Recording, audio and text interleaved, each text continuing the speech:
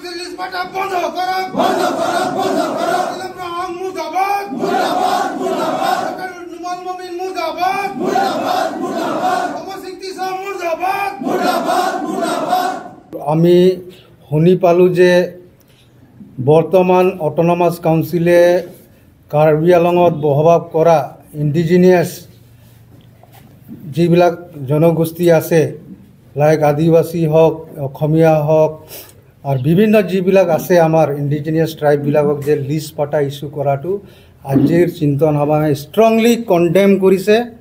তুলিৰাম নেতৃত্বাধীন কাৰ্বি আংলং অট'নমাছ, যিহেতু 2012তো এটা কংগ্ৰেছৰ দিনত ছেইম মানুহবিলাকে ভূমি নীতি ওলাইছিলে, আজি ছেইম এই মানুহবিলাকে এতিয়া লিষ্ট পটা ছিষ্টেম ওলাইছে।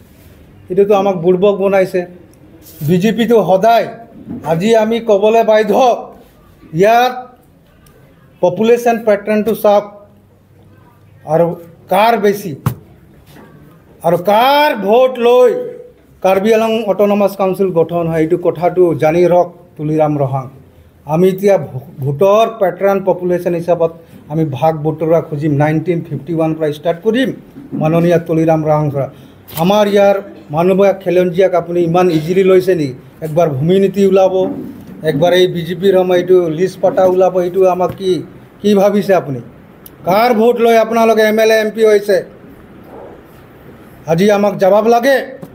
মেকানিজম হ'ব MSC ৱাইছত, কেনেকৈ বচাম, কেনেকৈ মাটিৰ পটা দি? আমাৰ প্ৰভিজন আছে, আমাৰ হিষ্ট্ৰিকেল বেকগ্ৰাউণ্ড আছে, আমি মানুহে মাতো আহিছোঁ, এইটো চবেই জানে। কিন্তু আজি যিবিলাক আমাৰ ইয়াত ইলেক্টেড হৈ যোৱাবিলাক গাধাবিলাক এদিন 4 আনাও আমাৰ নন ট্ৰাইবেলৰ কাৰণে আৱাজ নুঠায়। ঠিক এনেকৈ হাৱাত আহি গ'ল ডক্টৰ নুমল মুমিন, ডিপুটি স্পীকাৰ বৰ্তমান। সি বহুত আইন কানুন শিকায়, কিন্তু একো নাজানে। ইও একটা গাধা মানুহ, চেলফিছ মানুহ। প্ৰপাৰ্টি বনাইছে দিল্লী, বম্বে, গোটেই বনাইছে, গুৱাহাটীত বনাইছে। নিজকে ডক্টৰ বুলি কয়। আজি আমাক চব খিলঞ্জীয়াক মাৰি সি এতিয়া এইটো একবাৰ তাতে গুৱাহাটীত বহি আছে।